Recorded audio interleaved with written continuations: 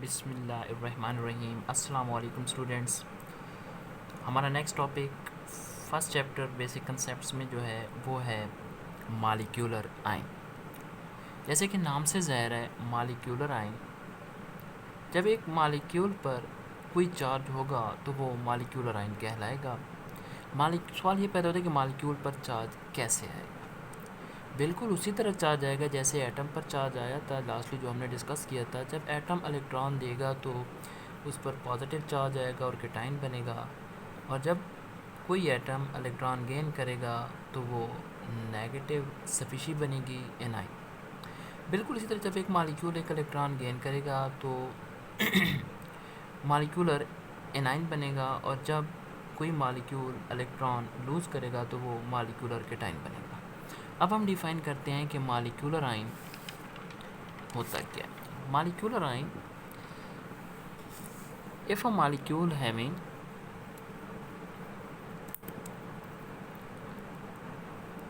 if a molecule having net electric charge, यानी net electric charge, किसी molecule पर जब नेट इलेक्ट्रिक चार्ज मौजूद होगा तो वो मॉलिक्यूलर आयन कहलाएगा। अब हम डिस्कस करते हैं कि फॉर्मेशन कैसे होती है मॉलिक्यूलर आयन की। Formation of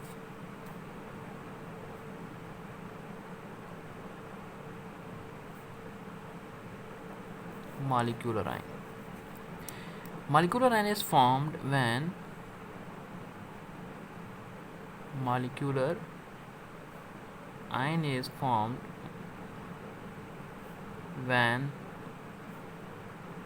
we add or remove electron from a molecule. Formation of molecular ion. Molecular ion is formed. Molecular ion तब बनेगा when we add or remove electron, जब हम किसी मॉलिक्यूल में से इलेक्ट्रॉन ऐड करेंगे या रिमूव करेंगे तो as a result molecular ion बनेगा। Examples of molecular ions are, for example hydrogen gas है, जब इसके मॉलिक्यूल में से एक इलेक्ट्रॉन निकालेंगे तो ये मॉलिक्यूलर आयन बन जाएगा।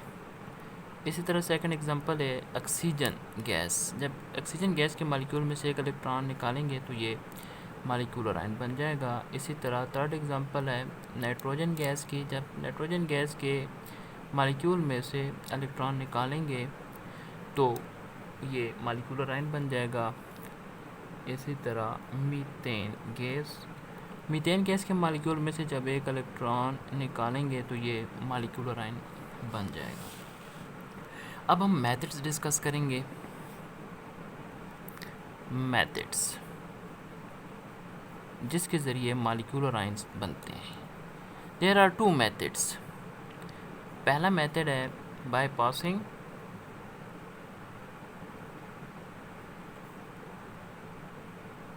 Fast electronic beam in a gaseous phase. Gaseous phase में से फास्ट इलेक्ट्रॉनिक बीम पास करेंगे तो एज ए रिज़ल्ट हमें मॉलिक्यूलर आयन हासिल हो जाएंगे। दूसरा मेथड है बाय पासिंग अल्फ़ा रेज के पासिंग के ज़रिए भी हम मॉलिक्यूलर आयन हासिल करेंगे। अब हम एग्जांपल की मदद से डिस्कस करते हैं कि अगर कोई सब्सटेंस है, सबसे पहले इसको हम कन्वर्ट करेंगे वेपर फेज़ में, फिर इसको हम कन्वर्ट करेंगे गैसियस फेज में। अब इस गैसियस फेज पे फास्ट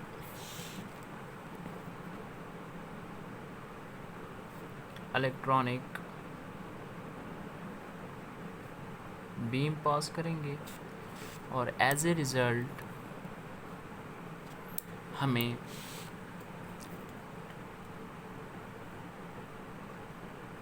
मॉलिक्यूलर आयन हासिल होगा।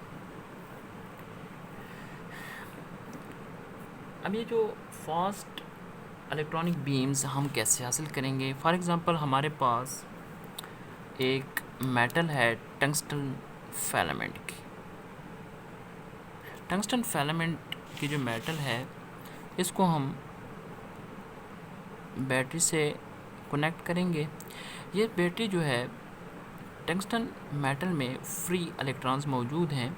इसको जब एक बैटरी से कनेक्ट करते हैं तो जो बैटरी है वो इसमें से करंट पास करती है। करंट पास करने के नतीजे में जिसमें जो फ्री इलेक्ट्रॉन्स हैं वो चार्ज हो जाते हैं और वो एक्साइटेड स्टेट में हो जाते हैं और वो बिल आखिर टंगस्टन फिलामेंट से बाहर निकल आते हैं। और इसके लिए हमने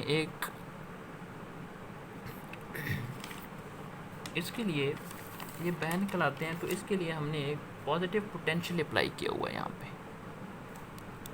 पॉजिटिव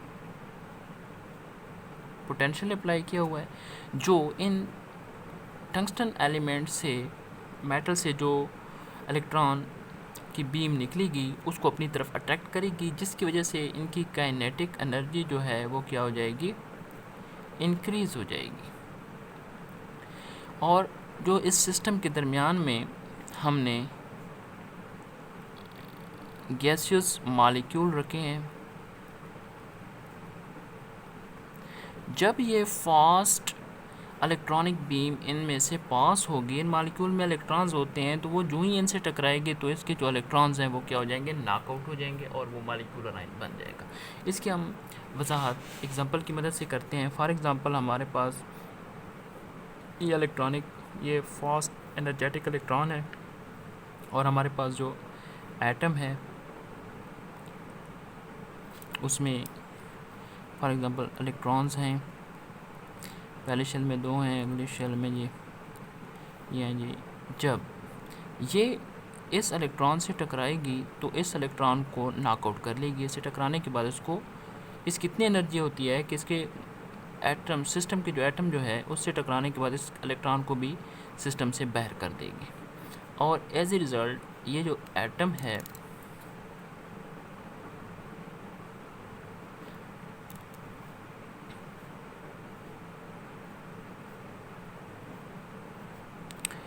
इस पर प्लस चार्ज आ जाएगा और साथ में एक ये वाला इलेक्ट्रॉन और एक ये वाला इलेक्ट्रॉन, 2 इलेक्ट्रॉन भी हमें हासिल हो जाएंगे।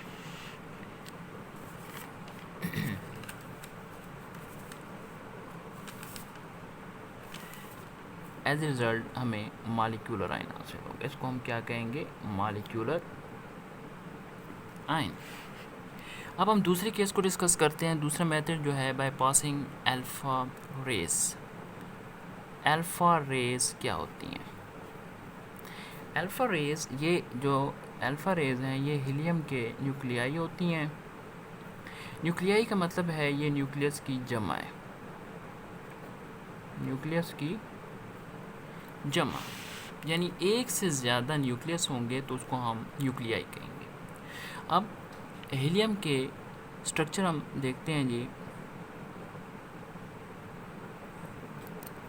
इसमें 2 प्रोटॉन होते हैं और बाहर शेल में 2 इलेक्ट्रॉन होते हैं। जब हम इन 2 इलेक्ट्रॉन्स को रिमूव करेंगे तो एज ए रिज़ल्ट जो हमारे पास स्ट्रक्चर बनेगा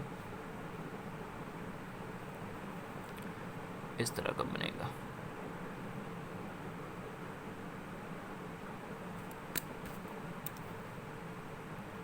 दो प्रोटॉन प्लस 2 चार्जेस आ जाएंगे और ये चीज़ जो है, इस चीज़ को हम कहते हैं हीलियम के न्यूक्लियाई। ये रेडियो एक्टिव एलिमेंट से हम हासिल करते हैं। हासिल करने के बाद इन सिस्टम में एक गैसियस फेज पे हम इनकी बौछार करते हैं, as a result electrons remove होंगे और मॉलिक्यूलर आयन हम हासिल करेंगे। अब हम मज़ीद एग्जांपल्स की मदद से डिस्कस करते हैं कि मॉलिक्यूलर आयन बनते कैसे हैं।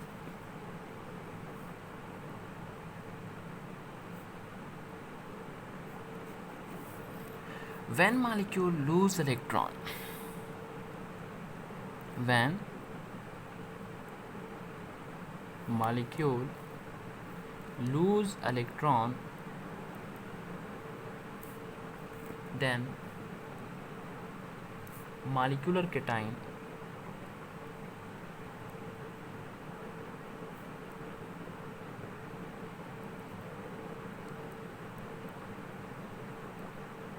formation takes place। यानी जब कोई मॉलिक्यूल इलेक्ट्रॉन लूज़ करेगा तो एज ए रिज़ल्ट के नतीजे के तौर पे हमें मॉलिक्यूलर केटाइन हासिल होंगे। फॉर एग्ज़ाम्पल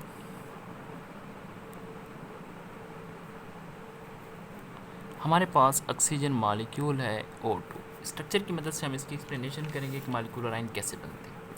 फॉर एग्ज़ाम्पल हमारे पास ये इसका स्ट्रक्चर ऑक्सीजन का इस तरह बनेगा। ये जो न्यूक्लियस है इसमें 8 प्रोटॉन हैं और 8 न्यूट्रॉन हैं, और पहले शेल में 2 इलेक्ट्रॉन हैं, उससे अगले शेल में 6 इलेक्ट्रॉन है।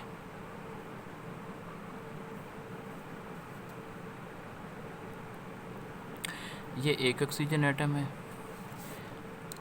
अब हम दूसरा ऑक्सीजन एटम भी बनाते हैं।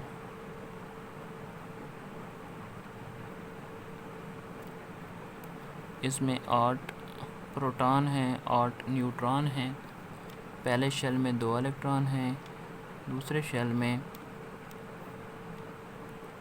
6 इलेक्ट्रॉन हैं। अब हम देखते हैं कि इसमें ये भी एक ऑक्सीजन एटम है। इसमें कितने टोटल इलेक्ट्रॉन पे माइनस चार्ज शो करते हैं, प्रोटॉन पे प्लस चार्ज शो करते हैं। इलेक्ट्रॉन कितने हैं जी? 1 2 3 4 5 6 7 8, और इसके 8 कितने हो गए जी? 16। प्रोटॉन कितने हैं जी? 8 और 8 16, और नेट चार्ज इस पर कितना है जी? ये न्यूट्रल फॉर्म में है। ठीक है। जब ये और ये क्या करते हैं जी, इनको ऑक्टेट मुकम्मल करने के लिए इसको भी 2 इलेक्ट्रॉन ज़रूरत है और इसको भी, और ये आपस में इलेक्ट्रॉन शेयर कर लेते हैं। ये वाले 2 इलेक्ट्रॉन इसमें मूव कर सकते हैं शेल में, और जब ज़रूरत पड़े ये वाले इलेक्ट्रॉन जो हैं ये इसमें रिवॉल्व कर सकते हैं। ये ऑक्सीजन का मॉलिक्यूल है। अब जब हम ये वाला इलेक्ट्रॉन क्या करें जी? रिमूव करना चाहें, रिमूव करने के नतीजे में जो ऑक्सीजन है उसका स्ट्रक्चर कुछ इस तरह बनेगा।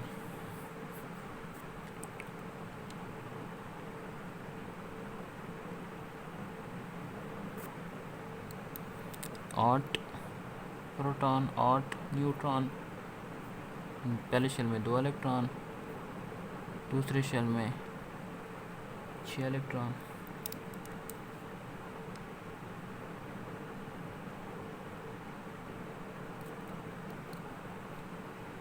आठ प्रोटॉन 8 न्यूट्रॉन, पहले शेल में 2 इलेक्ट्रॉन, दूसरे शेल में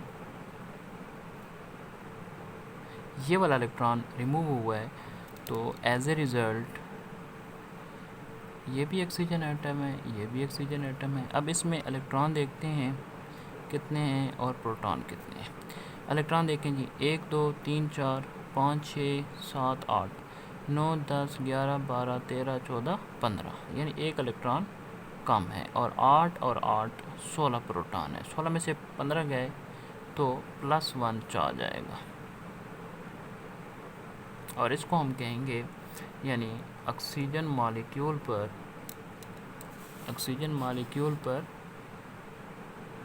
+1 चार्ज है, और इसको हम कहेंगे मॉलिक्यूलर केटाइन। अब ये जो केटाइन का लफ्ज़ है ये ग्रीक वर्ड है जिसका मतलब है लो, यानी इलेक्ट्रॉन्स की तादाद कम है, इस वजह से इसको हम केटाइन कहेंगे, मॉलिक्यूलर केटाइन। अब दूसरा केस डिस्कस करते हैं जी।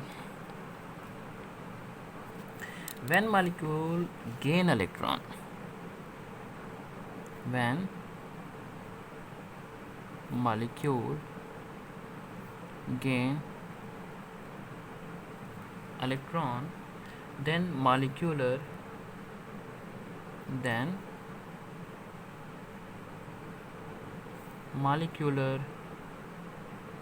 anion formation take place. यानी जब कोई मॉलिक्यूल इलेक्ट्रॉन गेन करेगा तो as a result molecular ion की फॉर्मेशन वकूफ़ पज़ीर होगी। फॉर एग्ज़ाम्पल इसके स्ट्रक्चर की मदद से हम वज़ाहत करते हैं। हमारे पास ऑक्सीजन का मॉलिक्यूल है। अब ये न्यूक्लियस है, ये क्या है जी, न्यूक्लियस है। इसमें 8 प्रोटॉन हैं, 8 न्यूट्रॉन हैं। इसके पहले शेल में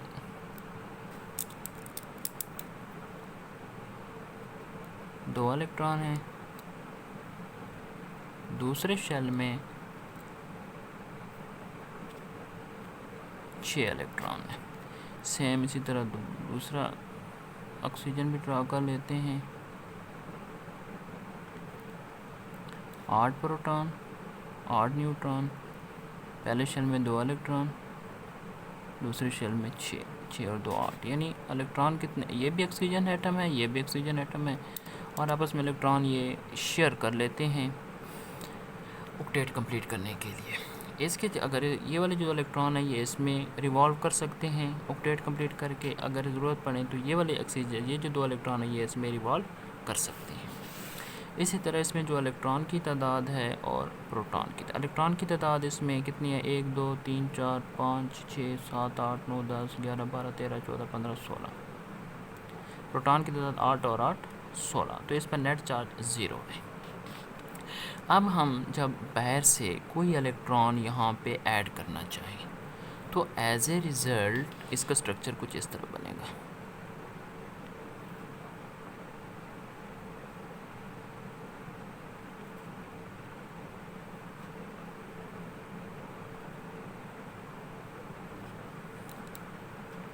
आठ प्रोटॉन, 8 न्यूट्रॉन, 8 प्रोटॉन, 8 न्यूट्रॉन,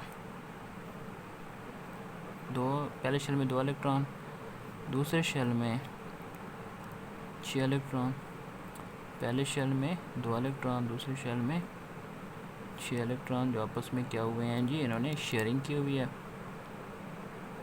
अब ये वाला इलेक्ट्रॉन इसमें क्या हो गया जी, ऐड हो गया जी। ये वाला इलेक्ट्रॉन यहाँ पे क्या हो गया जी, ऐड हो गया। अब ये भी ऑक्सीजन एटम है, ये भी ऑक्सीजन एटम है। इसमें इलेक्ट्रॉन की तादाद कितनी है और प्रोटॉन की तादाद कितनी है, देखते हैं। इलेक्ट्रॉन की तादाद कितनी है, 1 2 3 4 5 6 7 8 9 10 11 12 13 14 15 16 17। इलेक्ट्रॉन की तादाद हो गई जी इसमें 17, और प्रोटॉन 8 और 8 16। 17 में से इलेक्ट्रॉन पे नेगेटिव चार्ज है, 17 में 16 गया तो इस पे आ जाएगा जी -1 चार्ज। यानी हम इसको कहेंगे O2 पे कौन सा चार्ज आया है जी, -1 चार्ज। और इसको हम कहेंगे मॉलिक्यूलर एनाइन। एनाइन जो है ये ग्रीक वर्ड है जिसका मतलब है अप, यानी तादाद में इलेक्ट्रॉन का ज़्यादा हो जाना। इस वजह से इसको हम कहेंगे मॉलिक्यूलर एनाइन। एक लास्टली मैं ये आपको बताता चलूँ कि पॉजिटिव जो मॉलिक्यूलर केटाइन होते हैं, मॉलिक्यूलर केटाइन और अबंडेंस होते हैं, ये अबंडेंट होते हैं, जबकि मॉलिक्यूलर एनाइन जो होते हैं